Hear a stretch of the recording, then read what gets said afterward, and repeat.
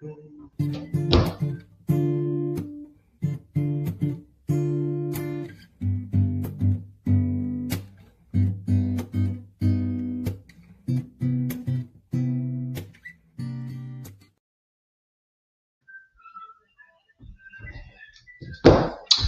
day, good day, good day, good day, everyone. How are you today? How are you today? David dropping by for a quick chit chat with you.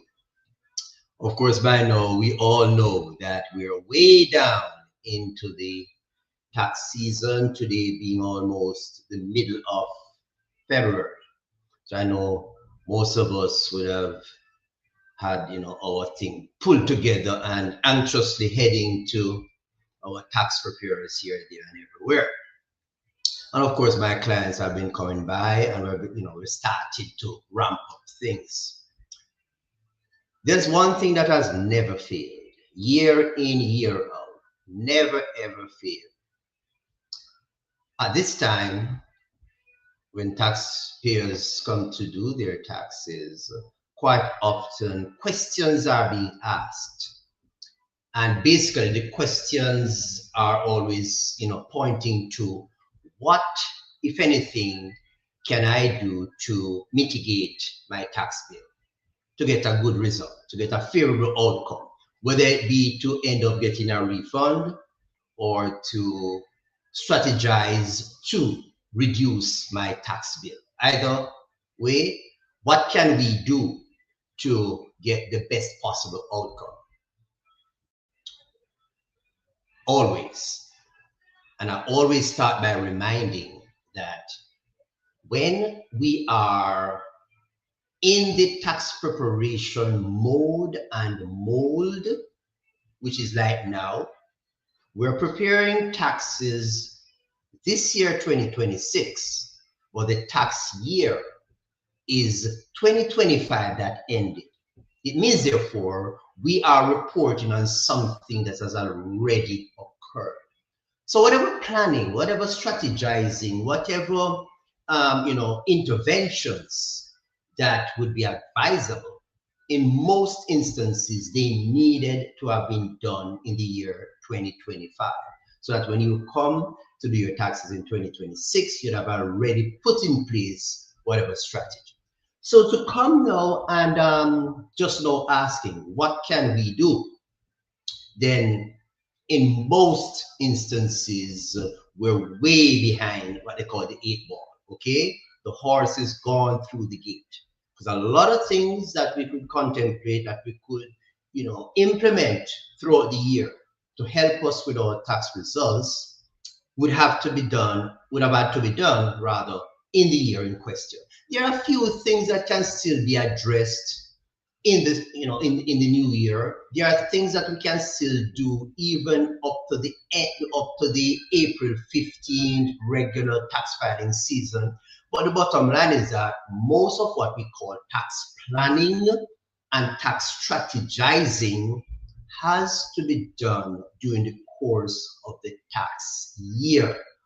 2025 is a year where we needed to have been looking closely at our financials if we're business people, at our personal profile if we're just individual taxpayers, with the intention to see, as we go through the year, what are the options available to me so that I can have the best possible tax outcome when I go to file my taxes.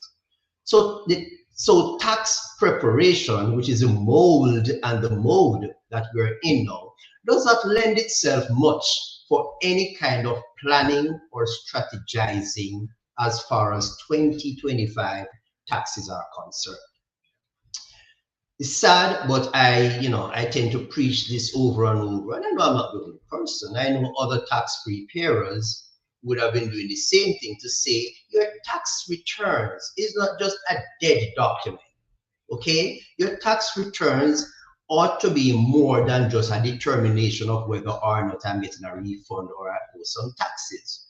It is a live planning document that will assist you in implementing strategies as to how do I better my outcome in the future years. But most of us, we prepare our taxes, we get the tax returns, we know, okay, we're getting $5,000 refund, or hip hip hooray, this year I'm owing $2,000 less than the previous year, and we're happy. And that document lies there then. But no, your tax return and a lot of information that you have to use to plan ahead. So just my little tidbit I thought I would just drop by, because as early as it is in this tax season, we keep on getting these questions. Keep on getting these questions. What can we do? David, you can do something. David, how are you going to? Etc., etc., etc. And I'm saying, well, okay, yeah, it's a little late in the day. So please, pay careful attention. And it doesn't take a lot. It doesn't take a lot of effort. And to the extent that you're not comfortable in interpreting your tax document to use it for future planning, then speak to your professional, whether you're a tax preparer, your CPA, whatever, to say, let us analyze the year's tax returns to see how we want to go forward, and identify the strategies that must be or should be implemented during the course of the year. Come 2026, when we're ready to prepare 2025 taxes, it's significantly late. A few things can be done, but for most of the things that could have been done, we're way behind the curve. So that's what I would just remind you now.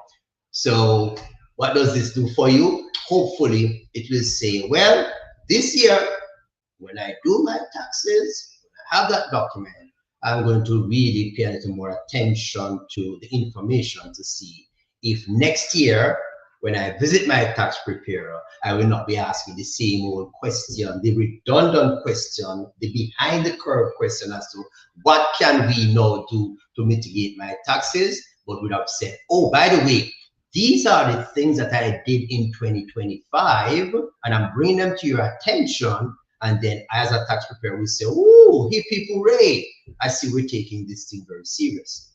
So I thought that, I'm preaching and I'm preaching and I'm preaching, but one of these times, someone will pay attention and act accordingly.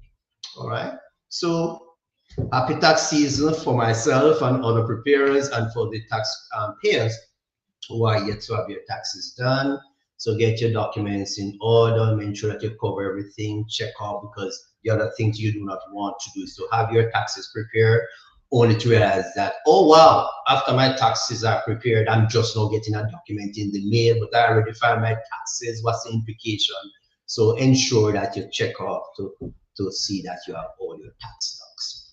That's my little bit coming to you. So it's David Etienne, your CPA, your tax preparer, your advisor, if you will take my 2 cents advice when I give it, or a plan.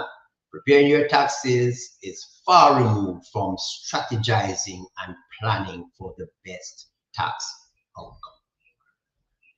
Bye for now.